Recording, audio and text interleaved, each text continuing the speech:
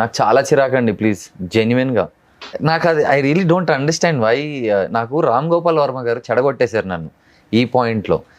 Birthday అనే కాన్సెప్ట్లో నాకు 10th class inter second year దాకా I use to love celebrating birthdays.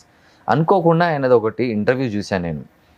Birthday రోజు ఏం పీకేవని నువ్వు బర్త్డే సెలబ్రేట్ చేసుకుంటున్నావు, it's just process where your parents నుంచి నువ్వు వచ్చావు, దాంట్లో నీ కష్టం లేదు, నీ శ్రమ లేదు, నీ ఇన్వాల్వ్మెంట్ లేదు, జస్ట్ పుట్టావు నువ్వు అంతే, దానికి ఏంటి అని ఒక ఇంటర్వ్యూలో చూసా. కట్ అయిపోయింది నాకు, ఆ నరం కట్ అయిపోయింది నాకు ఫ్రమ్ దే. మనం కూడా సెలబ్రేట్ చేసుకోవద్దు అయితే. Yeah sorry for that. But Ram Gopal Varma గారు ఈ విషయంలో తిట్టుకుంటా ఆయన్ని, చా you kill that birthday feel for me అని.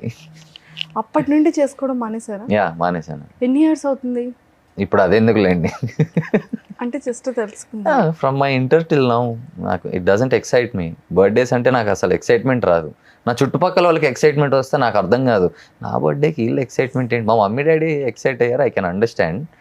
But why are others excited? Is it party? Is it what?